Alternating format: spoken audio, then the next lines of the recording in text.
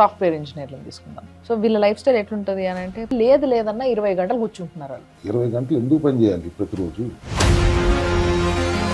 Software వాళ్ళు చూసి ఏ రకంగా నేర్చుకుందాం, వాళ్ళు చేస్తుంది నేర్చుకుందామా, వాళ్ళు చేస్తున్న తప్పు నేర్చుకుందామా? వాస్తవానికి అన్ని దేశాలు మన లేబర్ను కొనుక్కుంటున్నాయి. ఒక software is a white collared labour లాగా అయిపోయింది. ప్రతి ఒక్కరు వాడుకుంటున్నారు ఏదైనా ఇచ్చే ₹4 కోసం.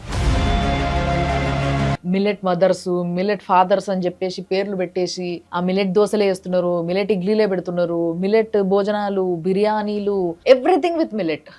ఎంతవరకు మిల్లెట్ తినాలి అనేది కూడా ఒక నాలెడ్జ్ లేదు ఎవరికి. Millets is not good for kidney patients. మళ్ళీ ప్రోటీన్ పౌడర్స్ అనేది పెద్ద మాఫియా బయట. ప్రోటీన్ మాఫియా అంటాం కంటే ఫుడ్ మాఫియా వేస్తే బెటర్. జిమ్ముల్లో మజిల్ బిల్డ్ చేయడం కోసం వాడే ప్రోటీన్లో టెంపరీగా మీకు మజిల్ వస్తుంది, వెరీ షార్ట్ టర్మ్లో మళ్ళీ మజిల్ లాస్ అయిపోతుంది. ఈ సెలబ్రిటీస్ వాళ్ళు మాత్రం మెరిసిపోతున్నారు సార్, స్క్రీన్ పైన ఎప్పుడు చూసినా కానీ మెరుస్తూనే ఉంటారు. ఎట్లా? How is it possible for them and for not for us? Muscle loss లేకుండా ఎలా ఉండాలి అది మెయింటైన్ చేయడానికి ఎక్సర్సైజ్తో పాటు what is the kind of protein they are taking. Celebrity జిమ్స్కి వెళ్ళండి, the protein they use is different from the protein which normal జిమ్కి వెళ్ళే వాళ్ళు వాడే ప్రోటీన్. చాలా తేడా ఉంటుంది.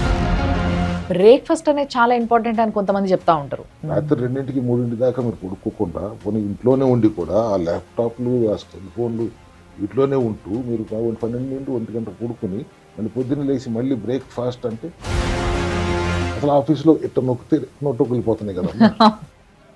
అంతా జంకే కదా. తింటున్న విధానం ఏంటి, తింటుంది ఏమిటి?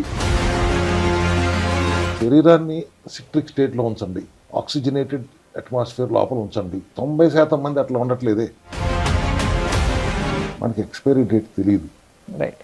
ఎవరికి తెలియదు. ఎక్స్టెండ్ చేస్తానికి ప్రయత్నిస్తున్నాం, హెల్దీగా ఎక్స్టెండ్ చేస్తానికి ప్రయత్నించండి.